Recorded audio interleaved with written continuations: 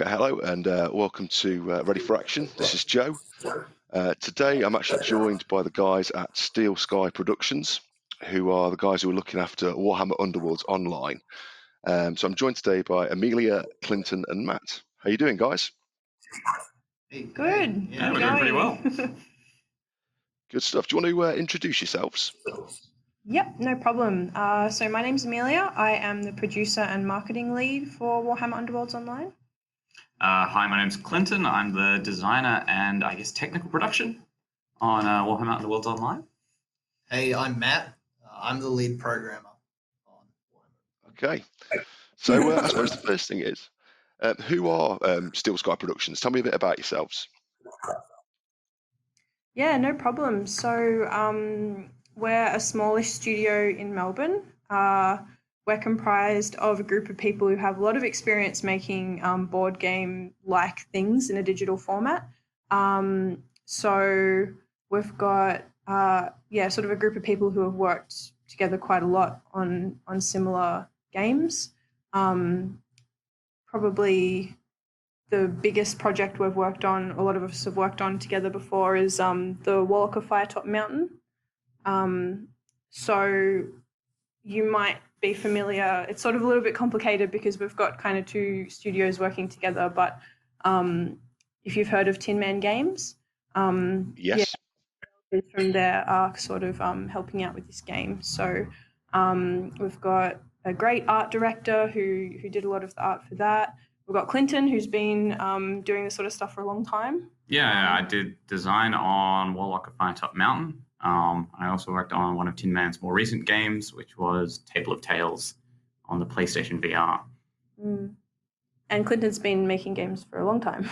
Oh, yeah, since about 2005. Yes. So you're the old timer of the group, are you? Yeah, when you put it that way, yeah. But I mean, not compared to our boss, Neil, who's been in the industry since there were video games, I would say. We've got a lot of variety on the team in that we have quite a few people who are quite experienced, and we have some people who are kind of just coming in or maybe 1 or 2 years under their belt. Say myself, I've been working independently for a while, but professionally I've been working on this. I was working at Tin Man for maybe about 2 years. So yeah.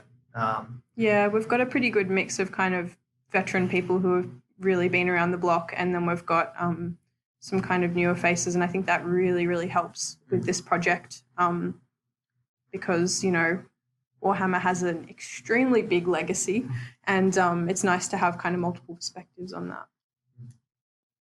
Yep, I can understand that. I mean, I've been personally into gaming since I've been about, I must have been about maybe 9 or 10. So, and I'm sort of like late 30s now. So I've been very much involved in the lore of Warhammer, and obviously with the development of Age of Sigmar as well. Sort of seen that slowly sort of grow as it's gone through its time. So are you guys into tabletop games yourselves then? How long have you got? So I used to write board game reviews, and I've written supplements for tabletop role-playing games. I've been playing Warhammer Fantasy role-playing game for like 7 or 8 years, amongst many other tabletop role-playing games. Sort of made a few myself. I did copy editing for Hand of Fate Ordeals. I love board games, and I'm definitely not the only one on the team.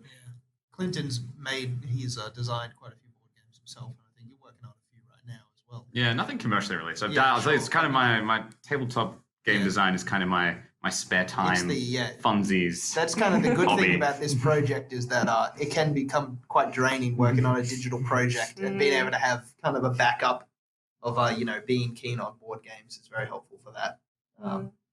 So tabletop games are definitely our hobby collectively. Excellent stuff. So I assume you actually play Underworlds yourselves? So much. Definitely.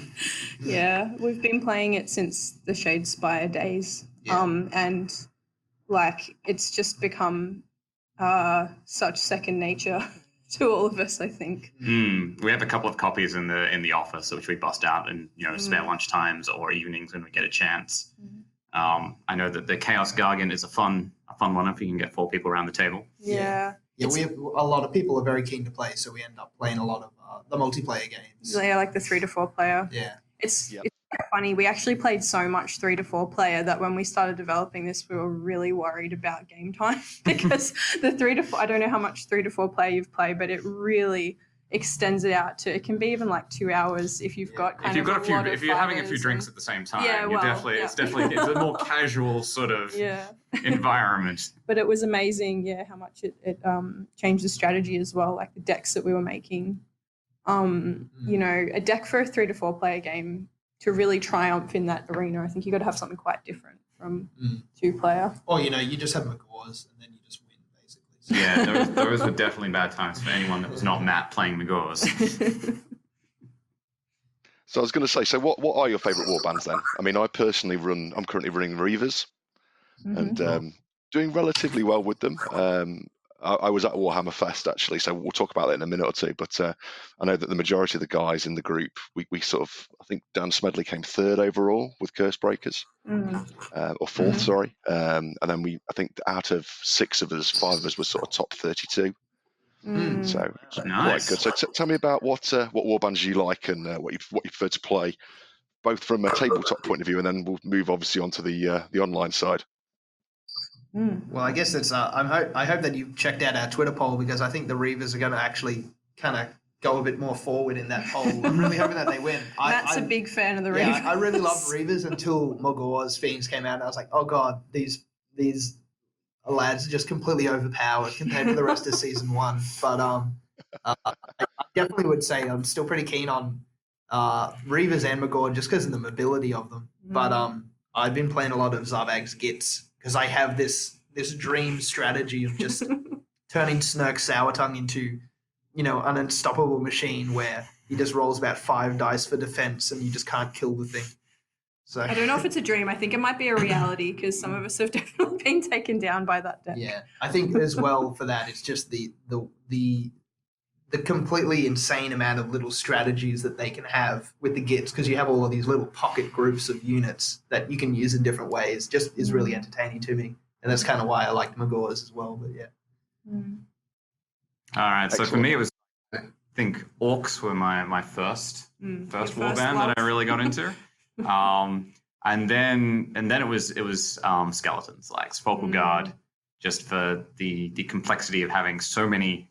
Like, I really enjoyed just having so many decisions about what to do and then making so many mistakes that it went poorly for me. I don't know why I enjoy that struggle, but it's... Yeah, the Sepulchral Guard was about the time that I started really getting interested in playing. And I remember Clinton telling me, you don't want to start with that warband. They're really hard. They're really difficult. And I was like, bring it on. I can do this. And so really early, I had a very good hold objective deck for Sepulchral Guard. It's nice to think about now. There's so many cards in the game now that would just absolutely destroy that now. But back then, it was pretty solid. Back then, I remember you scoring like Claim the City like twice or something. A couple and it was of times. Ridiculous. Pulling that off felt pretty good. I really like the Eyes of the Nine aesthetically, but I'm yet to get onto a good deck for them. I'm a big, because I've played Warhammer Fantasy for a long time, really like all the Chaos Gods and kind of how they operate. And I don't know, I really want the Eyes of the Nine to succeed, but I can't find a way to help them do that yet. They're definitely one of the more challenging warbands, let's say, to play.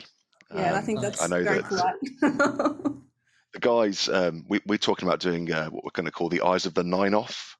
So the plan is to get ourselves, so there's 6 of us in ready for action. We're then going to get a further 3 people, so we've got 9 players. We're all going to take Eyes of the Nine and turn up at a tournament.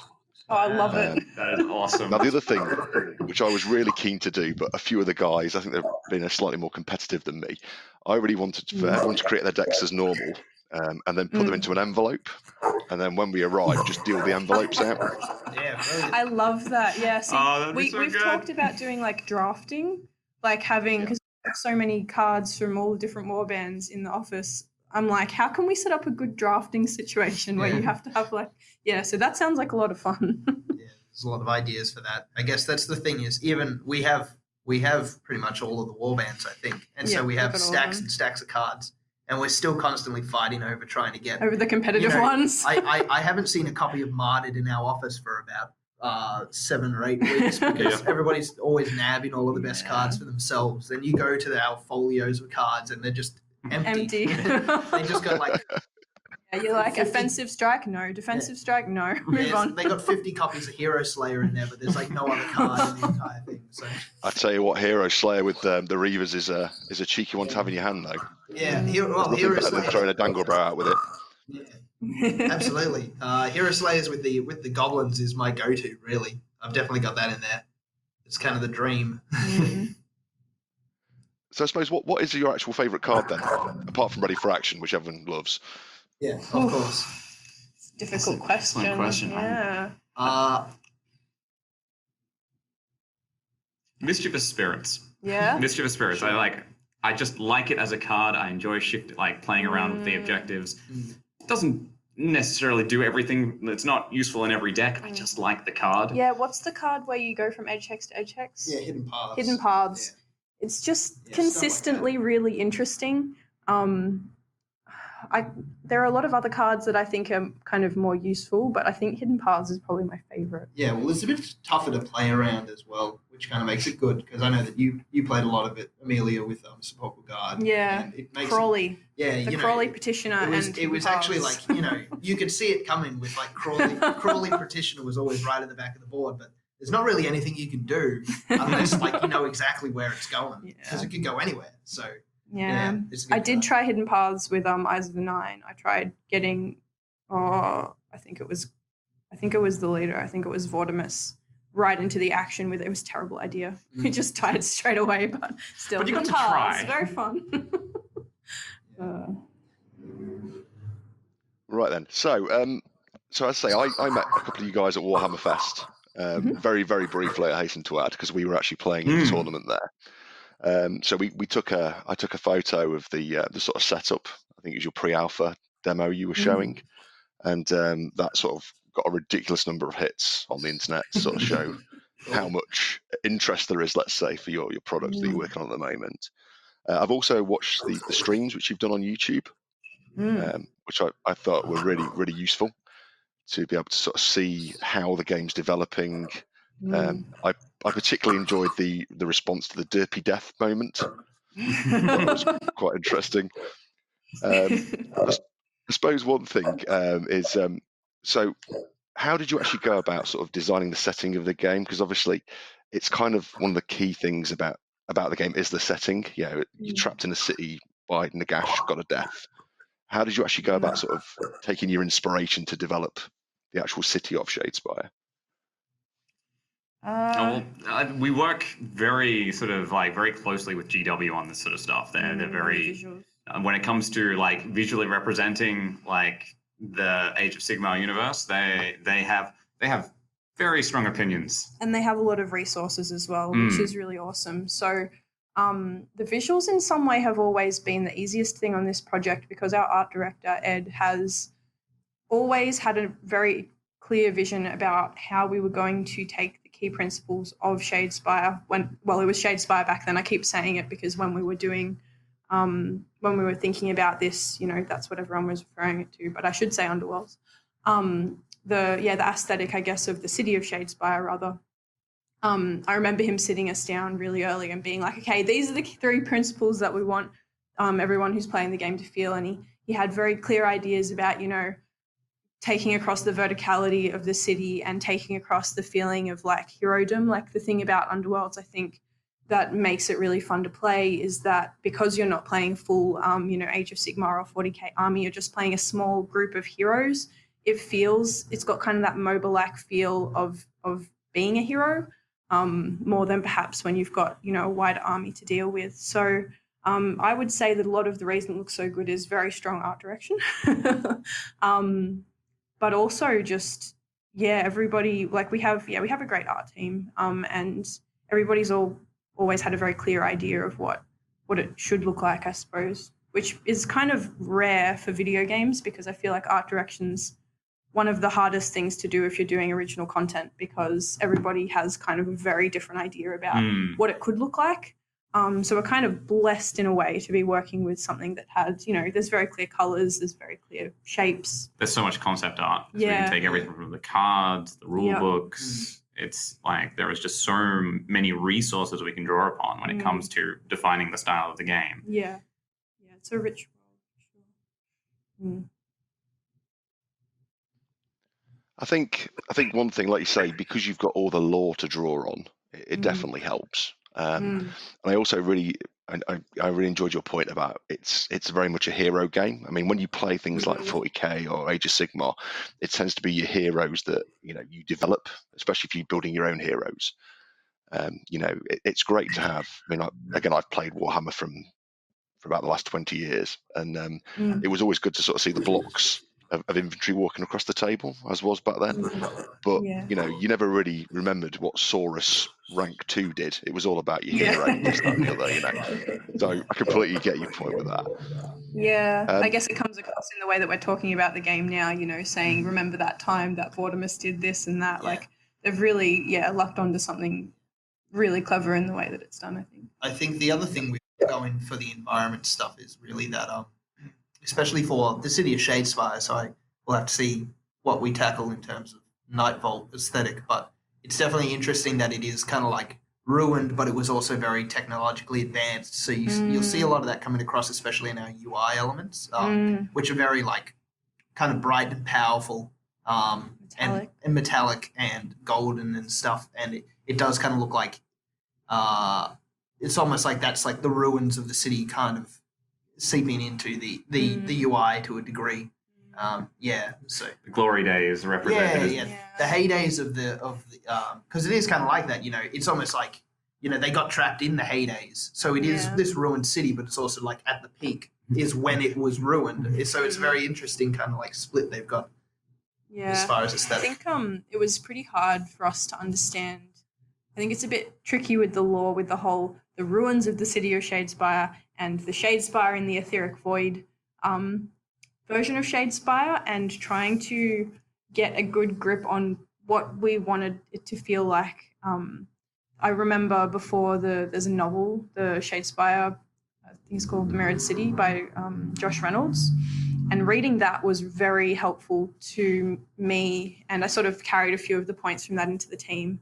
Like obviously we can't use the novels directly, but the way that expanded upon the lore and the way that kind of you would experience the mirrored city, as they called it, and then the ruins themselves, because it sort of touches in the rule book that you enter through these ruins, but it's not really super clear how it feels to be in those two different places. So that was something else that I think we found helpful. So on the pre-alpha game, you currently obviously got the one board available, let's say. At launch, how many boards are you looking about having? Is it the original 4 Shadespire boards, or are you looking at adding another couple as well? We're going to have 4 boards. That's the plan. At the moment, there will at least be 2 when we launch to early access. With a lot of this stuff, the content that we're providing, because we're doing early access, it may be that stuff comes in updates quite soon after we release. So we're trying to get 2 of the boards looking really spectacular at the moment. There's obviously a huge challenge in getting those 2-dimensional elements to look good in a 3-dimensional space. Yeah, because some of them, I think one of them, I think it's called something Foundry. It has like a giant cauldron of melted stuff in it, and that's just going to look ridiculous if we actually reconstruct those 3D elements. So we have to sort of figure out ways to make that stuff flat while still making it in a 3-dimensional environment. So I say 4. I would like to say 2 for sure, because it's sort of each board is presenting a lot of its own challenges for the 3D art team. So I don't want to pull the bus, as it would be. Yeah. Yeah, you've got a lot of block textures, let's say, in some of the other boards, so I can understand that being an issue for you. Well, yeah, the blocked and the faults are actually kind of easy, because we can put stuff there because they don't have to be able to. Well, the blocked ones, the default ones, are kind of hard, but the blocked ones, you know, you literally can't put your fighter in there. Yeah, but we do have to be careful about how high we go with block textures, so we don't like obscure the board too much and make it difficult for the players to. I'm thinking about the camera. Yeah, so there's a bunch of considerations, and part of the reason why the exact boards probably won't be locked down until closer to early access is because the art team might turn around and go, actually, we can deliver these ones quicker and easier, and these are better boards for us to do, and we can do more of them. So yeah, we're definitely still in a bit of an exploration phase with the best way to do that, but we have a pretty high standard to how we want them to look, so they're going to look lovely.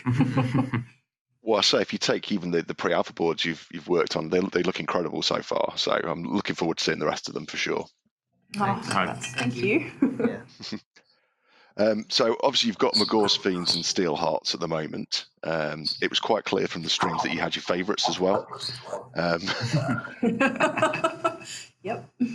I suppose, obviously, I know you won't be able to tell me that much, but, you know, are you initially looking at, say, the Shadespire warbands rather than the Season 2, Season 3 is miles away, but is it going to be mainly Season 1 first you're going to be looking at? It's kind of a tough question to answer. We want to keep things interesting. We would love to have all of the warbands in there eventually, in short, but obviously they're quite a high development cost to get them in there. Again, this is another reason we're doing early access, because we want to see, because you know from the first two warbands, Steelheart's Champions and Magor's Fiends, that we will be changing the order of release. We obviously have a lot of concerns around how the different kind of power levels of the warbands will affect what's already released. So we do have a plan at the moment for what we're going to release, but we're probably going to save that. Yeah, we're going to stay a bit tight-lipped on that. No, I completely understand that. Yeah, anything could happen at this stage, basically. every option is on the table. We definitely don't want to dismiss anything at this stage. So yeah, no promises. We do have we're pretty locked down on the warbands that we're going to do during early access, and we'll hopefully be able to tell you more about that in the coming months. So yeah, that news isn't too far away, but yeah, we're definitely keen to hear from the community during early access to see what they think would be enjoyable in the meta, I suppose. So when are you actually looking at early access? Can you share that with me? It's a great question. And no, I can't really say anything about that. Okay. Not a problem at all. It's always worth a try, isn't it? Yeah, no, fair enough. We get that a lot, and we're like, yeah, good on you for trying. So I suppose one thing which one of my colleagues mentioned was they've obviously the current warbands you have are very much the traditional art scheme, let's say. You've got the gold of the Hammers of Sigmar, and you've got the red of the Bloodbound. Have you considered looking at any sort of customization for skins, maybe? So you can, paint your own models, inverted commas?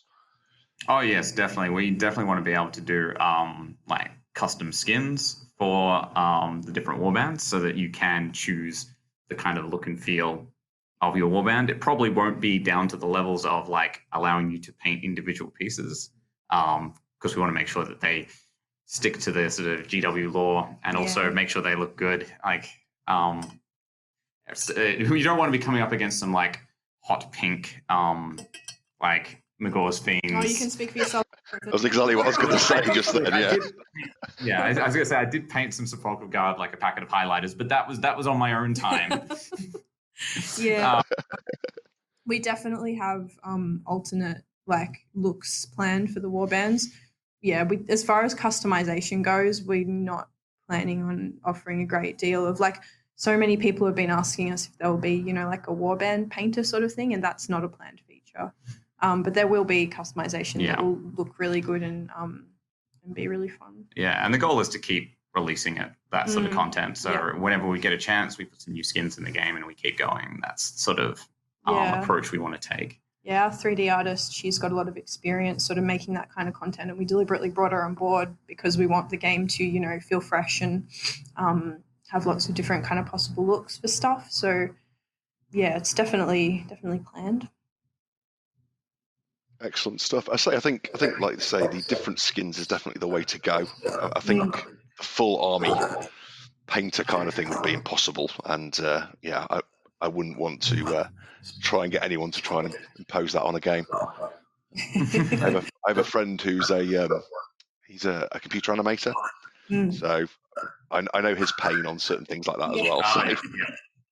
Yeah, there's multiple kind of issues with setting up a system like that, and I know they have kind of similar things in Dawn of War that have worked quite well for them, but the scope of having a tool like that is quite significant, and also kind of getting it to actually work within the bounds of what we can do with the game is going to be probably a bit too much. But yeah, when we were coming off the bat, we were very keen. Like as soon as we started playing the tabletop game, we were very keen to be talking about what possible things we could do with these warbands to really allow you to make your own warband unique and go into the match with a very unique kind of style and flavor to your really make it your own. Yeah, your deck and your warband and your board. And we'll have to see. You might have noticed that we did custom card backs for our Skulls stream. That's another thing that we want to have is card backs, sort of like the sleeves that you can get for the physical game. Obviously dice. There's a lot of different dice packs you can get. We would love to bring something like that into the game. So you can definitely expect to see that sort of customization. Excellent stuff. You just mentioned about decks, etc. So I know on the stream you said there's going to be pre-built decks for the initial warbands. And also you said you were hoping to bring in sort of full deck building as well. Is that still something you're looking at doing? Oh yeah, definitely. Like the goal has always been in some ways like the pre-built decks where this came after we decided we were going to put a deck builder in. Well, the deck builder was the default. So you'll be able to build whatever decks you want based on whatever cards we've put in the game. There will be a limited amount of cards to start with, but if it's in there, you can you can customize and mix and match to your heart's content. The reason why we'd have pre-made decks is to get new players into the game quicker. We realized that it's one of those things where if someone's not familiar with the game, giving them the options of what cards to add doesn't help out. And even the tabletop game, if you start a decks, and we're like, well, we can take that one step further. We don't have to put together just one starter deck. We can put in some other ones and sort of suggest other ways to play. Cater to different styles. And sort of suggest, hey, if you want to play a more defensive Steel Hearts, here's a way to set them up that way, or a more aggressive one. Yeah, we're really interested in bringing the game to more people. Like, we're so happy that the existing Underworlds community are really keen for what we're doing, but it's always been a goal of this project to make Underworlds as accessible as possible to different people who sort of might play strategy games but don't know much about Warhammer, or really like collectible card games and are keen to try our games. So while we're keen to make the game a good experience for competitive players, we're also really invested in trying to figure out ways to bring new people into the game, which I think is what everybody wants, because what we've been hearing from the community is that they just want more people to play Underworlds with, basically. So I think, like you say, the success of Underworlds has been amazing.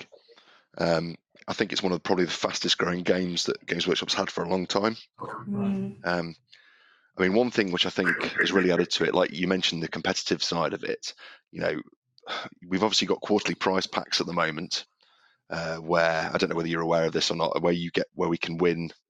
Well, one, you can win a piece of shaved glass if you get top. And then you also have you can also win sort of like alternative art cards or alternative art for your decks. So I wondered whether you were, again, this is probably something to take away.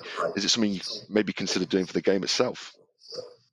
Yeah, look, we were when we started working on this, I remember going along to a few local tournaments and coming back with a few of the card packs because I was not good enough to win. No shade. I have a few of the cards, and we looked at that and went, well, this is this is more like customization options that we can potentially add to the game at some point down the track. We are definitely aware of that sort of stuff, and yeah, it is very much under consideration. I'm not sure what the shade glass equivalent would be for us. We obviously really interested in the competitive scene, but as far as tournament formats and what sort of thing, how that would look, that's still very much in development. But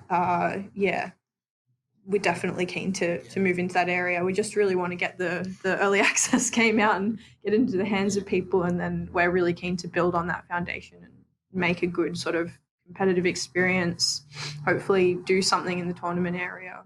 Yeah. I think we'd love to do that. The glass, like the shade glass trophies are quite iconic now, so it would be quite good to be able to consider things that we could do that would be like that. Yeah. I can't tell you how many people have sent me pictures of their collections of shade glass trophies.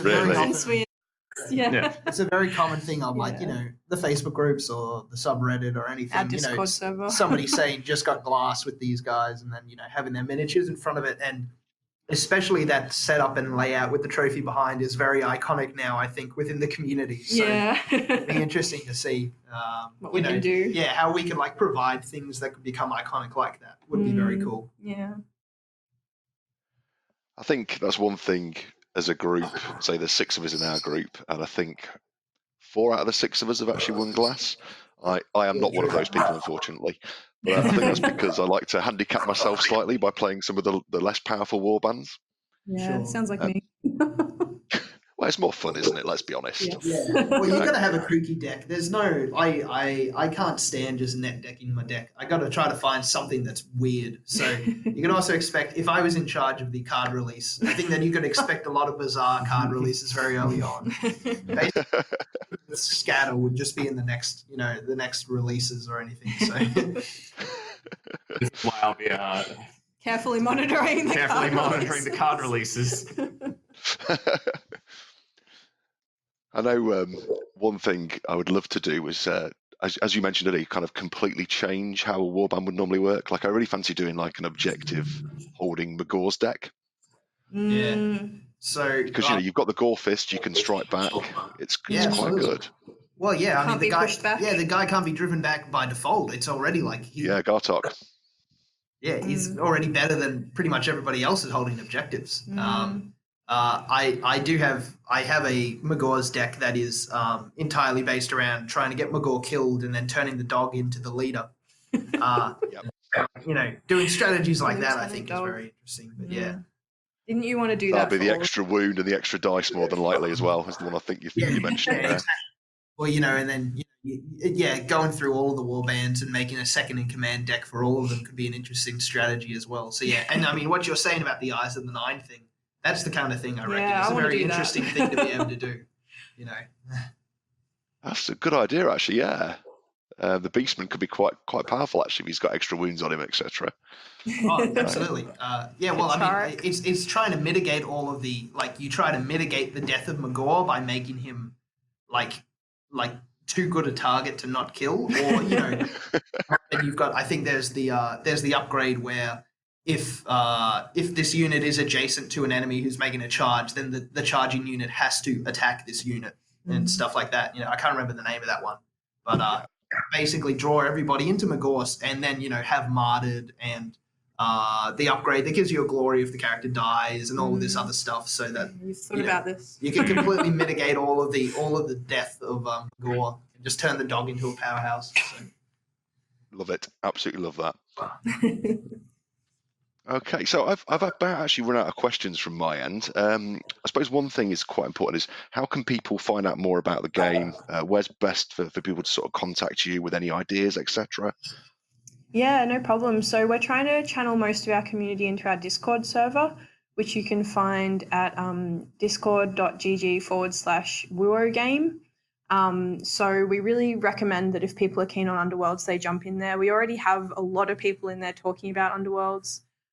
So that's going to be the first place to hear about if we're streaming or if there's news. We've also got a Facebook page, which you can find just by searching for Warhammer Underworlds Online, and we've got a Twitter as well, and the handle is @WooOGame. So the other thing you can do is you can wishlist the game on Steam. Our Steam store page is up, and that way you will get an email notification as soon as we go into early access. Excellent stuff. So is it currently just going to be PC at the moment via Steam, or are you looking at any other platforms as well? Yep, it's just PC at the moment. We really want to bring the game to other platforms. We haven't committed to any yet, but that's definitely something we want to do. We have chosen PC for early access because it's kind of the best quick way for us to move into an early access, like open development sort of framework, and then get patches and updates out quickly and get sort of community feedback, getting data back to fix bugs. All of that stuff is best suited to PC because, you know, between us, we've released on pretty much everything. Like, you know, we've done Android, we've done Apple, we've done Nintendo Switch, PlayStation, we've done VR. Like, we have lots of different experience. So we're definitely keen to bring that into our work and take the game elsewhere. But yeah, just PC for now, so that we can really sort of start getting feedback nice and early, I think. Excellent stuff. I mean, what we'll do from a podcast side of things, we'll also quite happily share things like the Discord channel. We'll put all your links out as well. And I know that the guys are pretty keen to play, so we'll definitely be signing up for some early access for sure. Yes, we can definitely get you in on the beta. Good stuff. Right, I'll say that's everything for me. Have you got it? Just make a note of that. Fantastic. So that's it from me. Is there anything you guys would like to mention at all?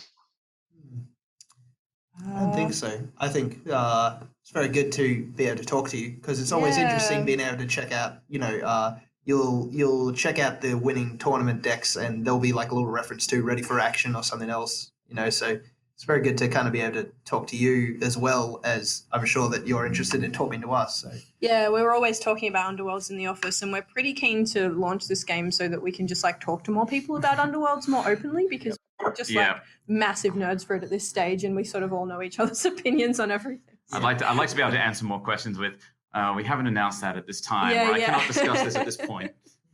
We're just keen. So well, you know, we'll happily have you back on for another chat whenever you want to. That'd be really great.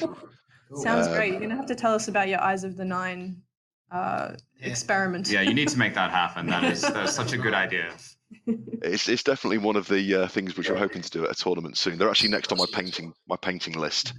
So as soon as they're done, hopefully we'll be in a position to go. So, we're currently halfway through painting mine. Yeah. I think my main thing is I want to paint them slightly differently. I don't want to go for like the box art approach. So it's just deciding what to do. Yeah, I never do box art painting. I always do my own thing, for better or worse. Especially the highlighter guys, yeah.